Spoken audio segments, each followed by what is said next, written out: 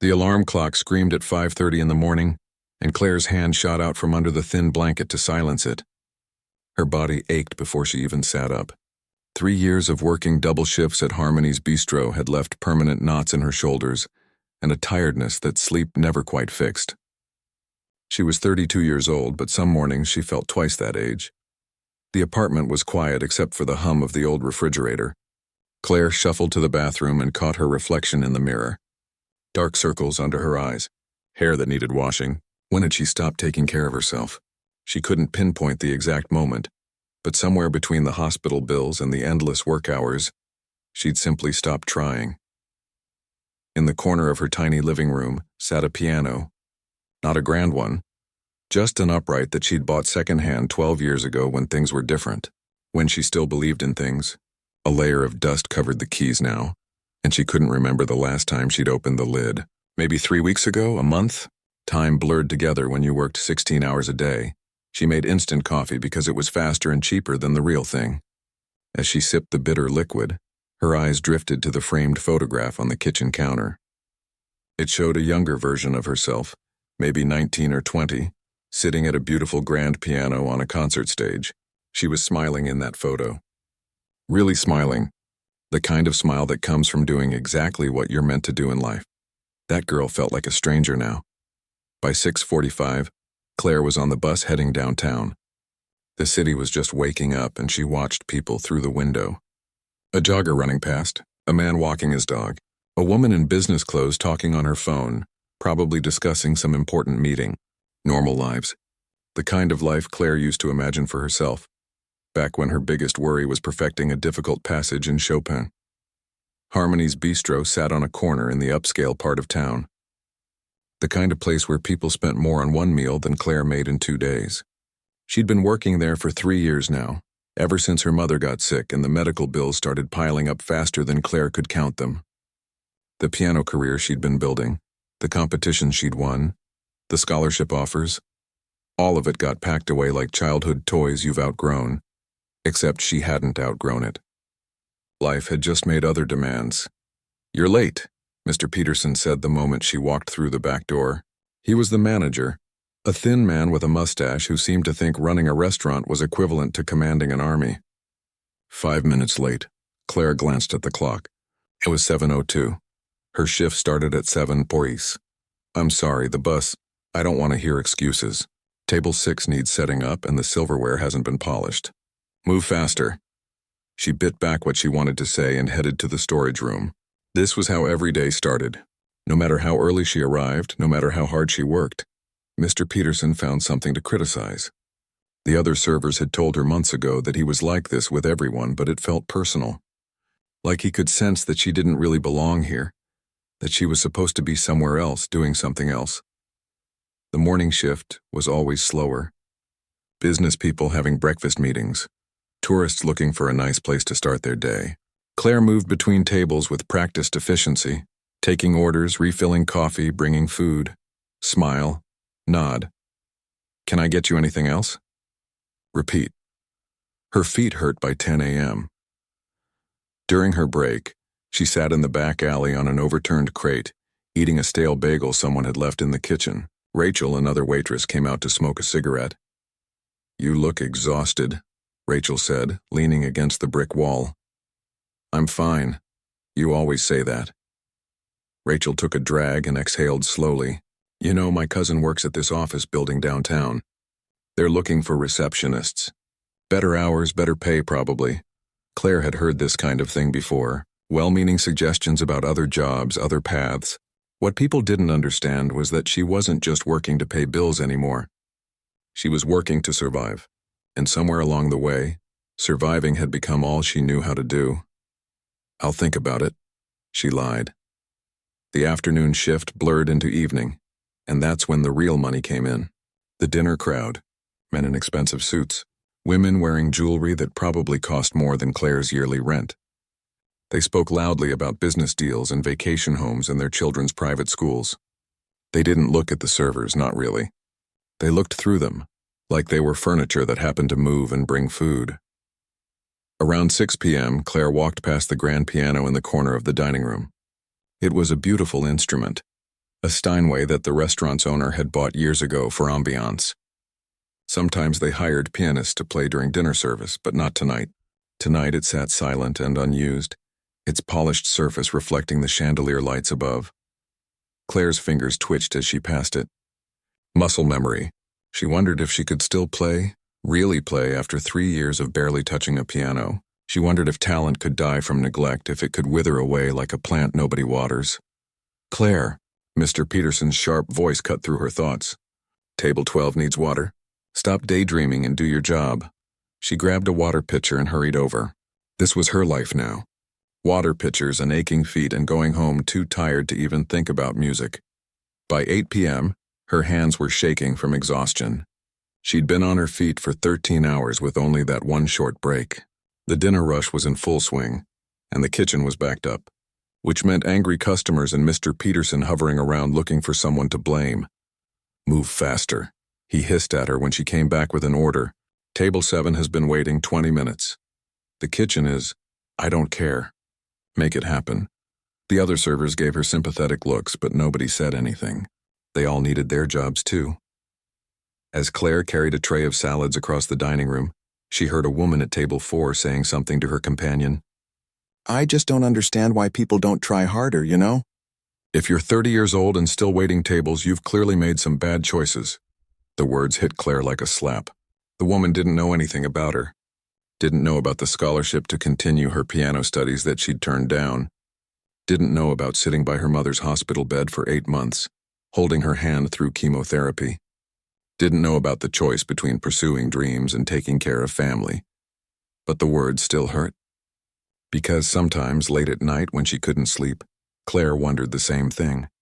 Had she made bad choices? Should she have found a way to do both? Was she just weak? She delivered the salads with a smile that felt like plastic.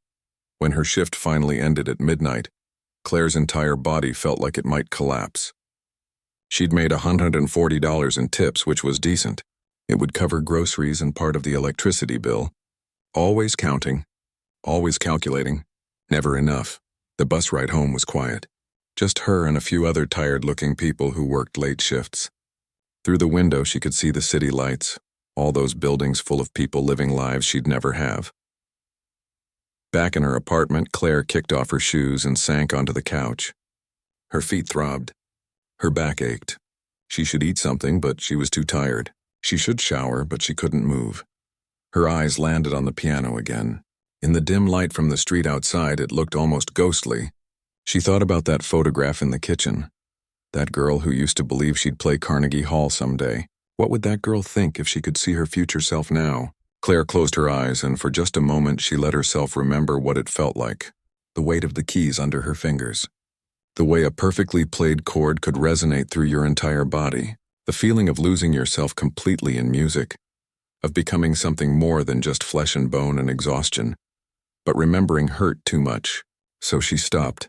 She pulled a blanket over herself and tried to sleep, knowing that in 5.5 hours the alarm would scream again, and she'd do it all over. Another day of being invisible. Another day of dreams that felt further away than the stars. Friday nights at Harmony's Bistro were always chaos. Every table filled, people waiting at the bar for reservations, the kitchen pumping out orders as fast as they could. Claire had worked enough Fridays to know the rhythm, but that didn't make it any easier. Especially not when she was already running on empty from working a double shift the day before. She'd been assigned to Section 3 tonight, which included Table 9. The moment she saw the 4 men being seated there, something in her stomach tightened. She'd learned to read people over the years, and these men had a particular energy about them. Loud, entitled, the kind who snapped their fingers at servers, and called them sweetheart in that tone that wasn't sweet at all. They were celebrating something. She could tell by the way they laughed too loudly, and ordered the most expensive bottle of wine on the menu without even looking at the price. Business deals, probably. She'd seen it 100 times before. Excuse me, the man at the head of the table said, or rather, he didn't say it. He snapped his fingers. Actually snapped them like she was a dog. We need menus. Claire felt her jaw tighten, but she kept her face neutral. Of course. I'll be right back, "'Kay with those. Make it quick, sweetheart. We're hungry." As she walked away, she heard one of them make a comment. She didn't catch all of it, but she heard the word slow and laughter. Her face burned, but she kept walking. Just get through the shift. Just smile and get through it. When she returned with the menus and water, the men barely glanced at her. They were too busy talking about some property deal, throwing around numbers that made Claire's yearly salary sound like pocket change. She stood there, pad ready, waiting for them to order. "Just a minute," the leader said, holding up one hand without looking at her. She waited. 1 minute became 5. Her other tables needed attention, but she couldn't leave without their order. Finally, after what felt like forever, he glanced up. "What's good here?" "The salmon is very popular," Claire offered. "And the ribeye, does it look like we need your opinion?" One of the other men interrupted. He was younger, probably in his 30s, with slicked back hair and a watch that probably cost more than Claire's car. "Just tell us what's expensive." "That's usually what's good." The table laughed. Claire felt something crack inside her chest, but she held it together. "The Wagyu beef is our most premium option." "Wagyu. Perfect, we'll have 4 of those. Medium rare, and another bottle of this wine." The leader handed her the menu without looking at her face, like she wasn't even a person. Just a function, a thing that brings food. As she put in their order, Rachel came up beside her. "Table 9 giving you trouble?" "Nothing I can't handle." "Those types are always the worst tippers too," Rachel muttered. "All that money and no class." The evening got busier. Claire moved between her tables, balancing plates, remembering orders, smiling until her face hurt. Her feet throbbed in her shoes. She'd been standing for 6 hours straight, and her lower back had that familiar burning sensation that meant she'd be popping painkillers before bed. When she brought out the food for table 9, her hands were shaking slightly from exhaustion. She'd been carrying heavy trays all night, and her muscles were giving out.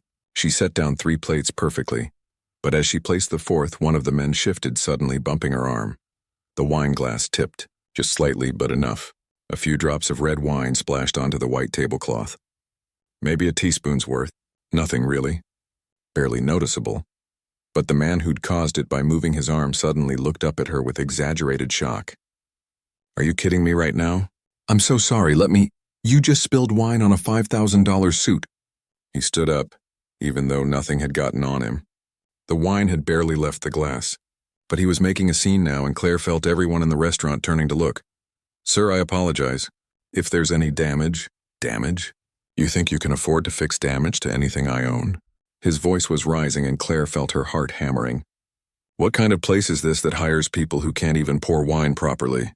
"I'm very sorry," she repeated, her voice smaller now. She could feel tears building behind her eyes, and she willed them not to fall. "Not here. Not in front of everyone. Sorry doesn't cut it." He turned to his companions. "This is ridiculous. We're spending serious money here. And they've got waitresses who can't do the most basic parts of their job." The leader of the group, the one at the head of the table, leaned back in his chair and looked at Claire with something like amusement. "Tell me something," he said, his voice carrying across the suddenly quiet restaurant. "What exactly are you good at? Because it's clearly not this." The question hung in the air. Claire stood there, frozen, feeling the weight of dozens of eyes on her. Her hands were trembling now, and not from exhaustion, from humiliation. From rage she couldn't express. From 3 years of swallowing her pride and taking whatever people dished out because she needed the money. Her voice cracked. She cleared her throat. "I'm very good at my job, sir. Tonight has been extremely busy, and I apologize for the accident." "Accident," he repeated like the word was funny. "You know what I think? I think some people are just meant to be in positions like this. They don't have what it takes to do anything else. No skills, no education, no ambition. Just going through life expecting handouts." Something inside Claire shattered, but before she could speak, Mr. Peterson appeared at her elbow. His face was red, and she knew that look. She was about to get destroyed. "Gentlemen, I am so deeply sorry," Mr. Peterson said, practically bowing. "This is completely unacceptable. Claire, go to the back. Now." Now." As she turned to leave, she heard one of the men say, "Honestly, you should fire her. Someone that incompetent is a liability." "I completely understand your frustration," Mr. Peterson was saying. "Your meal tonight is on the house, of course, and I assure you this will be dealt with." Claire made it to the kitchen before the tears started falling. She stood by the industrial sinks, her whole body shaking, trying to breathe. Rachel found her there a moment later. Hey, don't let those jerks get to you," Rachel said, rubbing her back. "They're not worth it." He's going to fire me, Claire whispered. He won't, he can't afford to. We're already short-staffed. But Claire knew better. She'd seen that look before. She'd seen how Mr. Peterson treated the restaurant like his kingdom, and the customers like royalty. Someone like her, a waitress who made mistakes, replaceable. She wiped her eyes and tried to pull herself together. Through the kitchen doors, she could still hear the men at table 9. Their voices carried loud and confident, discussing things that mattered in their world. Business, money, success. One of them was talking about his daughter now. The recital at Carnegie Hall next month. She's been preparing for years. Her instructor says she has real talent. Takes the right breeding, another voice said. Can't just pick up a piano and become a concert pianist. It takes years of the finest instruction. Natural ability. The right family background. That's what separates people like us from people like, well, like that waitress. The words floated through the kitchen doors, and Claire stood very still. Something was building inside her chest. Something that had been compressed and buried for 3 years. Pressed down under exhaustion and bills and the daily grind of survival.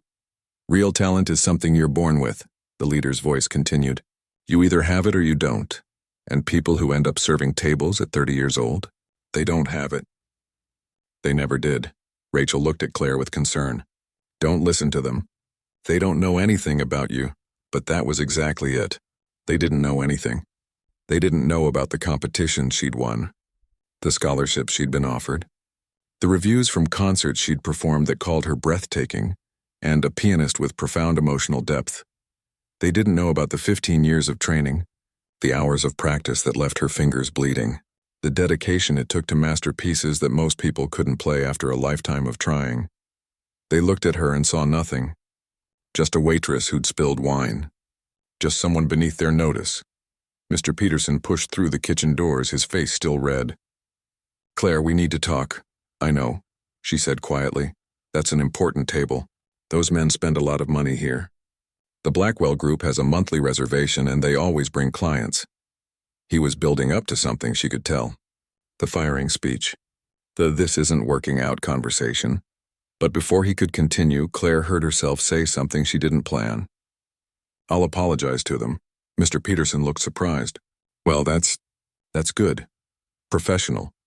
Go do that, and maybe we can salvage this. Claire took off her apron and walked back into the dining room. Her heart was pounding so hard she could hear it in her ears. The restaurant was still buzzing with conversation, but she felt like she was moving through water, everything slightly muted and strange. She approached table 9. The 4 men looked up at her with expressions ranging from annoyance to amusement. Like she was an interruption in their evening. A minor inconvenience. I wanted to apologize again, Claire said. Her voice was steadier than she expected. Fine, apology accepted. You can go now, the leader said, waving his hand dismissively. But Claire didn't move. She stood there, looking at these men who thought they knew what talent was, who thought they understood what it took to be exceptional at something, who looked at her and saw failure. And for the first time in 3 years, Claire felt something besides exhaustion. She felt angry. Not the hot, explosive kind of anger that burns out quick. The cold, focused kind that clarifies everything. Claire stood at the edge of table 9, her hands no longer shaking. The leader was still talking, his voice booming across the restaurant as he held court for his companions and anyone else within earshot. Like I was saying before we were interrupted, he continued, talent isn't something you can fake. My daughter, Olivia, she's been training with the best instructors since she was 4 years old. Private lessons, summer programs in Europe, master classes with renowned pianists. That's what real dedication looks like. That's the difference between people who achieve greatness and people who just drift through life.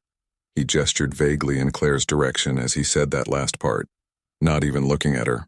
Just a prop in his lecture about success and failure. His companions nodded along, sipping their wine, comfortable in their shared understanding of how the world worked.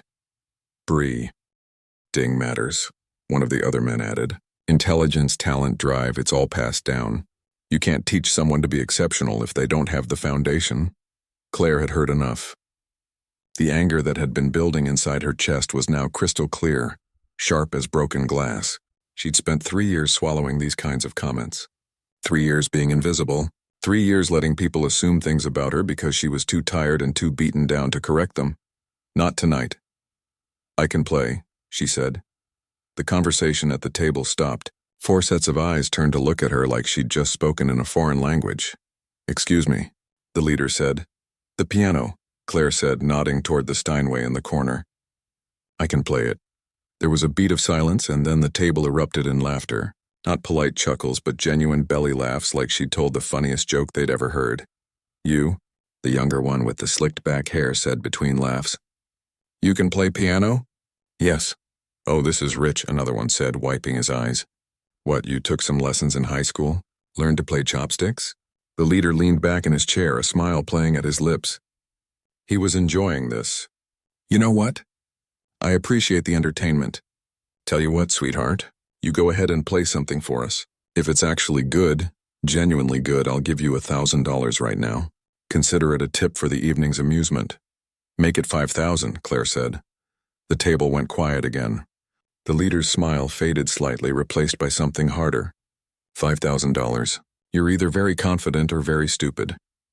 If I play something worthwhile, something that proves I have real talent, you give me $5,000. Claire's voice was steady now, clear. "But I don't want your money, no?" He raised an eyebrow. "Then what do you want?" $10,000 to the staff fund. Most people here work 2 jobs just to make rent. They have kids to feed, bills to pay. Your one meal tonight cost more than some of them make in a week. Something shifted in the man's expression. He wasn't smiling anymore. "And if you can't play? If you're wasting our time? Then I'll quit, tonight, right now." Someone gasped. Claire realized the entire restaurant had gone quiet. Everyone was watching now. At the bar, people had turned on their stools. Other servers had stopped mid-task.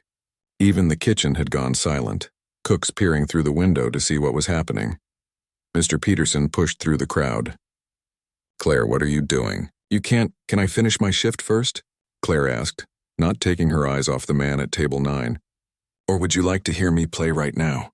The leader studied her for a long moment. She could see him calculating, trying to figure out her angle. Was she insane? Delusional? Or did she actually have something to prove? "You're serious," he said finally. "Completely." He glanced at his companions, who were all watching with fascinated expressions. This was better than dinner theater. A waitress claiming she could play piano well enough to earn $10,000. It was absurd, entertaining. They'd probably be telling this story for years.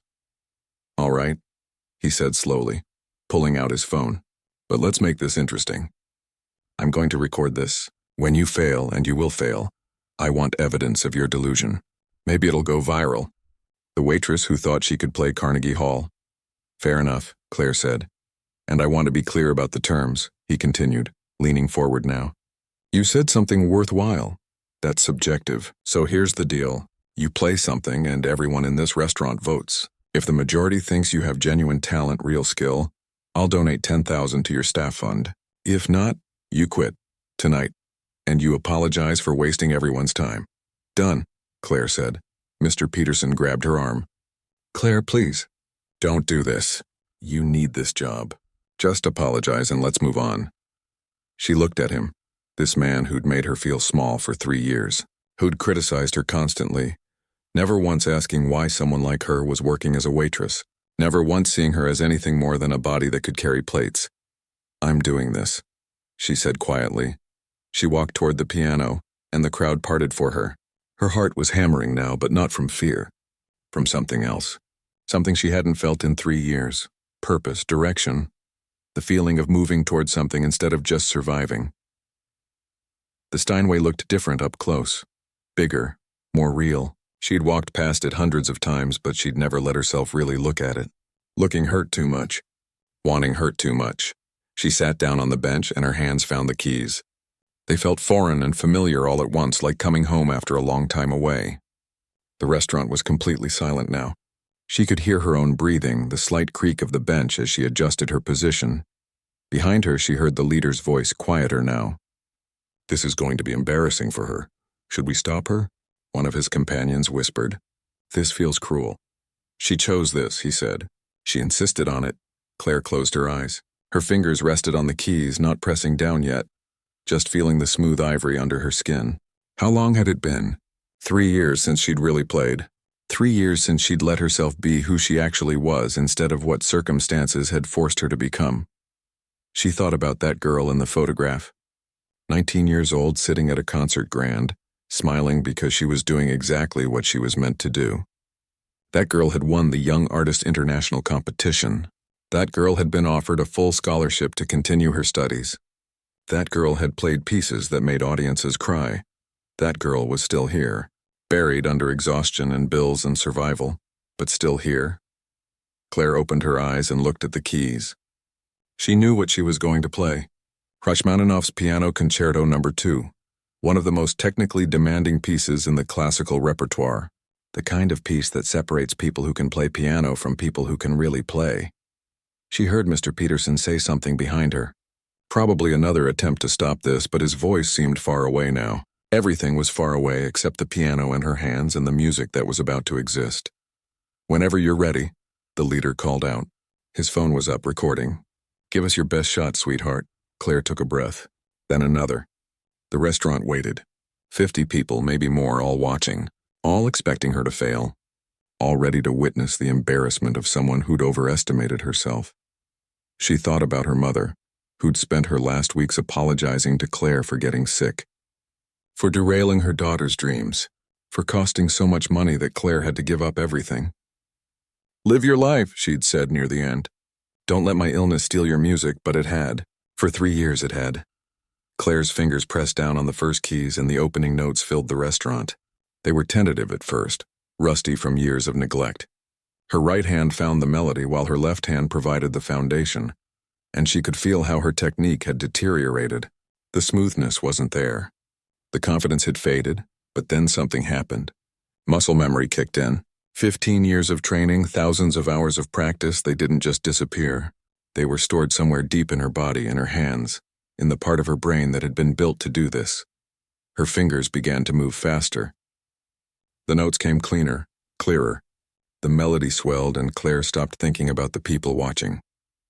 She stopped thinking about the bet, about the money, about Table 9 and their smugness. She just played. The music poured out of her like water from a broken dam.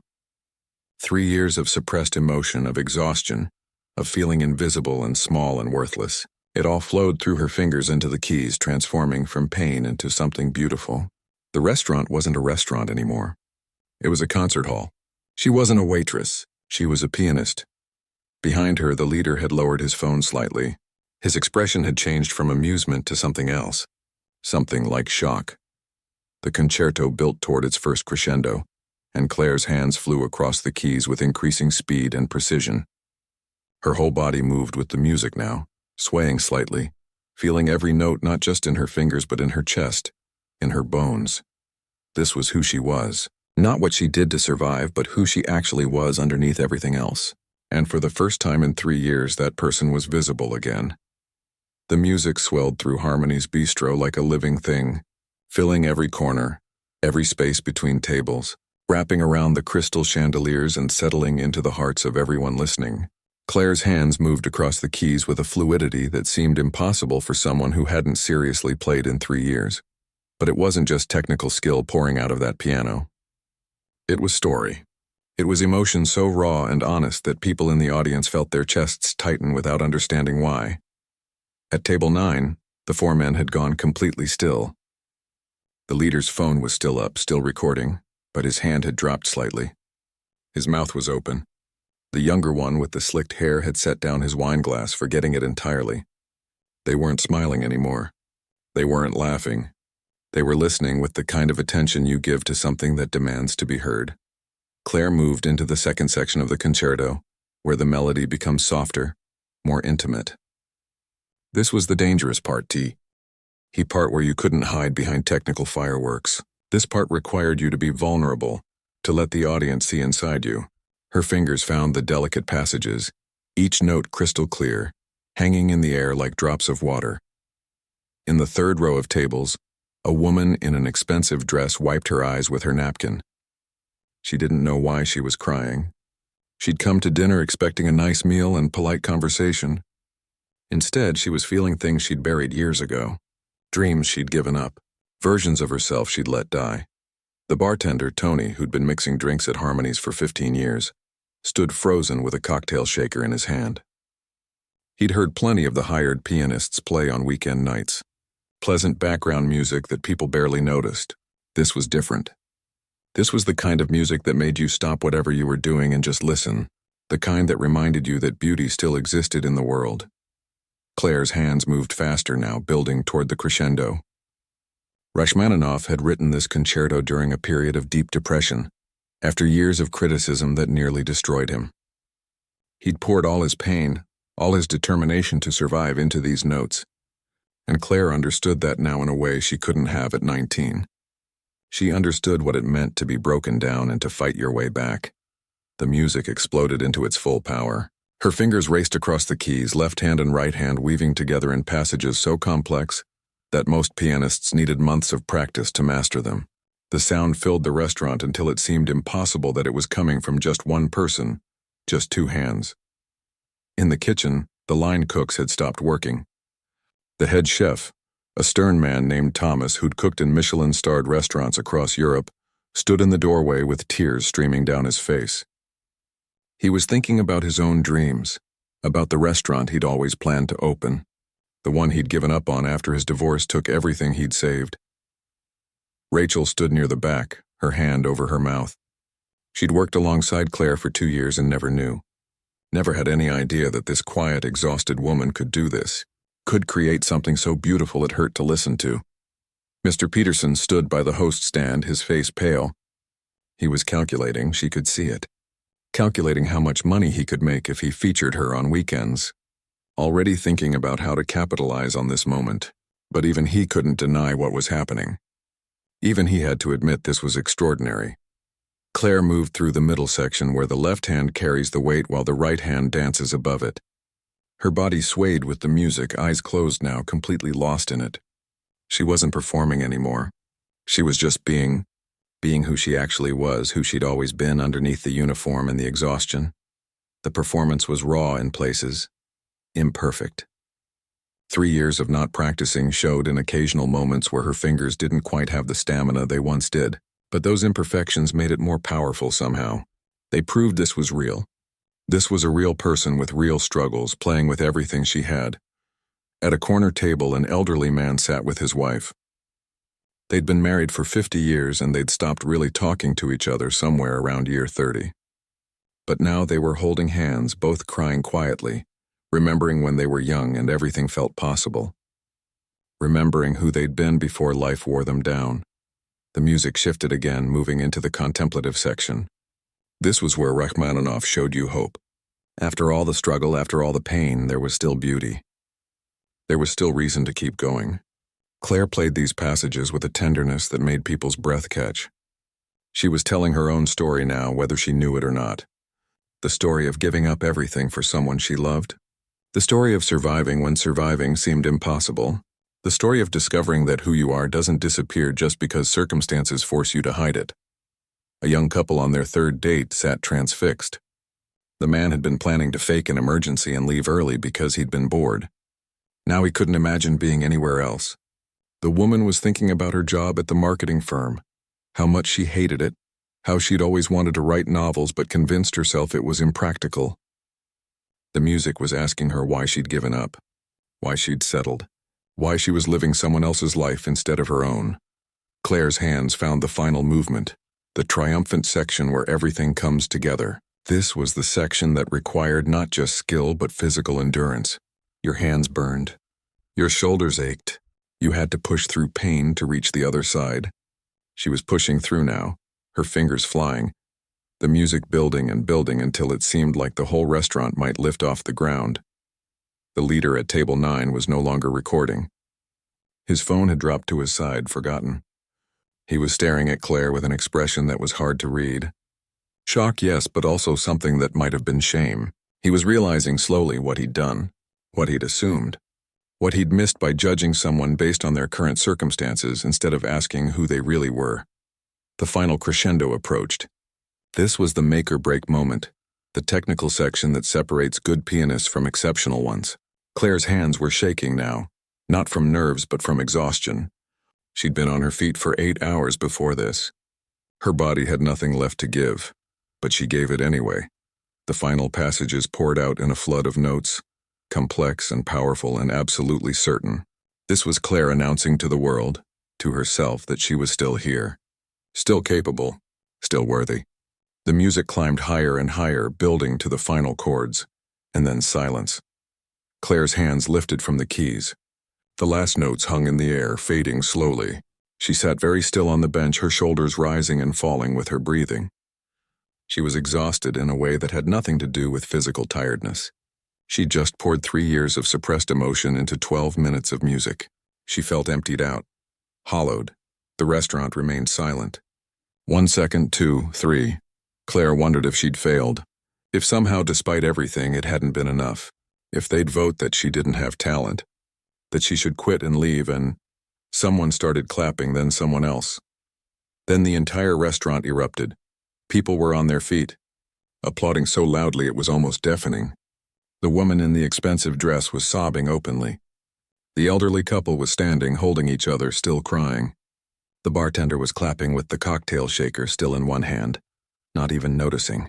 The kitchen staff had poured out into the dining room, all of them applauding, some of them shouting. Rachel was crying too, yelling, "Yes, yes," over and over. Claire slowly turned on the bench. The standing ovation continued, building instead of fading. People were cheering now. Someone whistled. A man shouted, "Brava!" Her eyes found table 9. 3 of the 4 men were standing, applauding along with everyone else. Their faces showed genuine appreciation, even awe. But the leader, the one who'd made the bet, remained seated. He wasn't clapping. He was just staring at Claire with an expression she couldn't quite read. His hands rested on the table, motionless. His face had gone completely pale. The applause continued for what felt like an eternity. Claire didn't know what to do with it. She'd performed for audiences before, but this felt different. These people hadn't come to hear music. They'd stumbled into it. They'd witnessed something unexpected, something that reminded them that extraordinary things could exist in ordinary places. Finally, gradually, the applause began to fade. People sat back down, still buzzing with energy. Conversations erupted at every table. Everyone wanted to talk about what they'd just experienced, to process it, to make sure it had really happened. Claire stood up from the piano bench on shaky legs. Her hands were trembling again, but this time it wasn't from exhaustion or fear. It was from adrenaline, from the realization of what she'd just done, what she'd just proven. She walked back toward table 9 slowly. The restaurant watched. Mr. Peterson watched. Everyone watched. The leader finally stood up. His face was unreadable. When he spoke, his voice was quiet enough that only Claire and his table could hear. "I don't understand," he said. How? Claire stood before table 9, still trembling from the performance. The restaurant buzzed around them, but in this small space between her and the 4 men, everything felt strangely quiet and still. "How?" the leader repeated. His voice wasn't aggressive anymore. It was confused, almost desperate, like someone who'd just watched the entire world rearrange itself and didn't know how to process it. "How did I learn to play?" Claire asked. Her voice was steady, but inside she felt like she might shatter. The adrenaline was fading, leaving behind exhaustion so deep it reached her bones. "How did someone like you—" He stopped himself, seeming to realize how that sounded. "I just don't understand." "Where did you train? Why are you working here?" Claire looked at him for a long moment. 3 hours ago, this man had humiliated her in front of the entire restaurant. He'd judged her, dismissed her, treated her like she was nothing. And now he wanted her story. He wanted to understand so he could fit her back into his worldview, into a box that made sense to him. But she was tired of being in boxes. "I trained at Juilliard," she said simply. "Pre-college division for 6 years. Then I was offered a full scholarship to continue. I won the Young Artist International competition when I was 19. I performed at Lincoln Center, at the Kennedy Center, at venues across the country. I had reviews that called me one of the most promising young pianists of her generation." The table was silent. The younger one with slicked back hair looked like he might be sick. "Then my mother got cancer," Claire continued. "Stage 4. The treatments weren't covered by insurance, at least not the ones that might actually work. Someone had to take care of her. Someone had to pay the bills. So I took a break from performing. Just temporary, I told myself. Just until she got better." Her voice caught slightly, but she pushed through. "She didn't get better. And by the time she passed, I had $140,000 in medical debt. The scholarship was gone. My apartment was gone. My piano was sold to pay for hospital bills, so I moved here, to a city where rent was cheaper, and I got a job waiting tables because it was the first place that would hire me. That was 3 years ago. The leader sat down heavily in his chair. He looked like someone had punched him in the stomach. "I'm sorry," he said quietly. "I'm so sorry. For what?" Claire asked. "For assuming you knew my story? For treating me like I was beneath you? For making jokes about whether I had any skills?" He flinched at each question. "You don't owe me an apology," Claire said. "But you owe one to every person you've ever dismissed because of what they do for a living. You owe one to everyone you've ever looked at and decided wasn't worth your respect." She turned to leave, but he stood up quickly. "Wait, please." Claire stopped. "The money," he said. "The 10,000. You earned it. More than earned it." He pulled out his phone with shaking hands. "I'm going to double it. 20,000 to the staff fund. That's not necessary. It is." He looked up at her and she could see genuine remorse in his eyes. "It's the least I can do and—" He hesitated. "I need to make a phone call. Would you wait?" "Just 5 minutes?" Claire didn't know what to say. She was exhausted. She wanted to go home, crawl into bed and process what had just happened, but something in his face made her nod. He stepped away from the table, phone pressed to his ear. Claire stood there, aware of the entire restaurant still watching her. Mr. Peterson approached, his expression unreadable. "Claire, He seemed to struggle for words. "I had no idea. All this time I had no idea. You never asked," she said simply. "Could we talk? About your schedule? Maybe you'd be interested in performing here on weekends. We could adjust your shifts, give you time to practice." "No thank you," Claire said. He blinked, surprised. "The pay would be better. Much better. You could—" I said no thank you. Before he could respond, the leader returned. His face had changed. There was energy there now, purpose. "Claire, I just spoke with Richard Chen. He's the director of the City Symphony Orchestra, a very old friend of mine. I told him what I just witnessed and I sent him the video from my phone." He paused. "He wants to meet you. Tomorrow morning, if you're available." Claire's heart skipped. "The City Symphony?" "He's looking for a guest soloist for their spring season. They have a spot that just opened up." He met her eyes. "I told him you're exactly what they need. Someone with technical brilliance and emotional depth. Someone who understands what it means to suffer and survive. I haven't performed professionally in 3 years," Claire said. "I'm rusty. My technique, I was flawless," one of the other men at the table interrupted. "I've been to 100 classical concerts. My family has season tickets at the concert hall. What you just did was better than most professional performances I've seen." Claire's mind was racing. The City Symphony. A real performance. A chance to play again, not just in a restaurant but on a stage with an orchestra, in front of people who came specifically to hear music. "I don't know what to say," she whispered. "Say you'll meet with him," the leader urged. "Here," he handed her a business card. "My information. Call me tomorrow after you've met with Richard. Whatever happens, whatever you need, I want to help make this right." Claire took the card. Her hands were shaking again. Over the next hour, everything became surreal. Customers who'd witnessed the performance came up to her table, asking for autographs, telling her how the music had moved them. The woman in the expensive dress told Claire that she'd decided to go back to school at 53 because life was too short to live with regrets. The elderly couple thanked her for reminding them why they'd fallen in love. Rachel hugged her so tightly Claire could barely breathe. "I knew you were special," she said. "I didn't know how, but I knew." By the time Claire left Harmony's Bistro that night, it was past 1 in the morning. She was carrying an envelope with cash tips that totaled over $3,000. People had been absurdly generous, like they were trying to pay her back for the performance. But more than the money, she was carrying something else. Hope. The feeling that maybe, possibly, her life wasn't over. That maybe the last 3 years hadn't destroyed who she was. They'd just hidden her for a while. The next morning, despite having slept only 3 hours, Claire met with Richard Chen. He was a small man in his 60s with kind eyes and hands that moved constantly when he talked, like he was conducting invisible music. "Play something for me," he said after introductions. Claire sat at the practice piano in his office and played. Chopin this time, a nocturne that had always been one of her favorites. Richard listened with his eyes closed, conducting slightly. When she finished, he opened his eyes and smiled.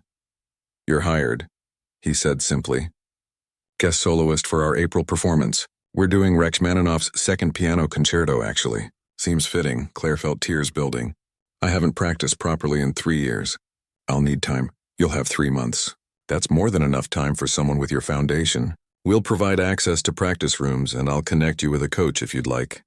He leaned forward.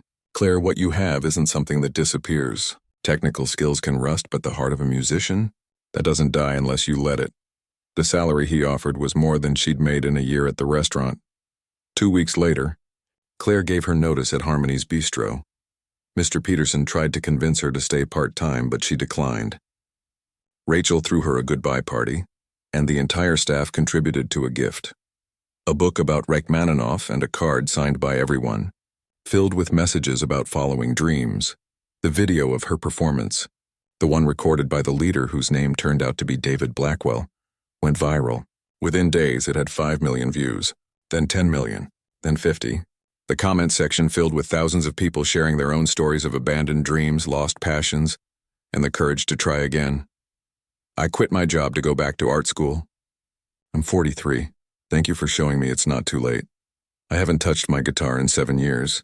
Watching this made me cry and then immediately dig it out of storage. To everyone who works a job that doesn't reflect who they really are, you're not alone. You're not forgotten. Your gifts are still there. The video sparked a movement. It's Not Too Late started trending. People began sharing videos of themselves returning to abandoned hobbies, forgotten skills, buried dreams. A 48-year-old accountant who used to dance ballet, a 55-year-old teacher who used to paint, a 32-year-old lawyer who used to write poetry. Claire watched it all from her new apartment, small but clean, with space for the upright piano she'd bought with her first symphony paycheck. She practiced 8 hours a day, feeling her skills returning, strengthening, growing beyond where they'd been before. Her fingers hurt, her back ached, but it was a different kind of pain. The pain of building something instead of just surviving. 3 months later, Claire walked onto the stage at the city concert hall. The orchestra sat behind her, instruments ready. Richard stood at the podium, baton in hand. The audience filled every seat. Over 2,000 people. She could see David Blackwell in the front row. Next to him sat his daughter, the one who'd played at Carnegie Hall. When David had brought her to meet Claire weeks earlier, expecting perhaps jealousy or resentment, the young woman had hugged Claire and said, "You reminded my dad that talent isn't about breeding or privilege. You reminded him that real artists are the ones who keep going even when everything works against them. Thank you." Claire sat at the grand piano, a beautiful Steinway like the one at Harmony's, but somehow more alive. She adjusted her position on the bench and looked out at the audience. Somewhere in there were probably people who judged her, dismissed her, decided she wasn't worth noticing based on her job or her circumstances. But that didn't matter anymore. She raised her hands, and when Richard gave the downbeat, the orchestra began. The familiar opening notes of Rachmaninoff's second piano concerto filled the hall. Claire waited for her entrance, counting the measures, feeling the music build around her. And then she played, not as the girl who'd won competitions at 19, not as the waitress who'd worked double shifts at Harmony's, but as herself, complete and whole, someone who'd survived loss and kept going, who'd been broken down and built herself back up, who'd learned that your worth isn't measured by your circumstances but by who you remain despite them. The music poured out of her, technically perfect and emotionally.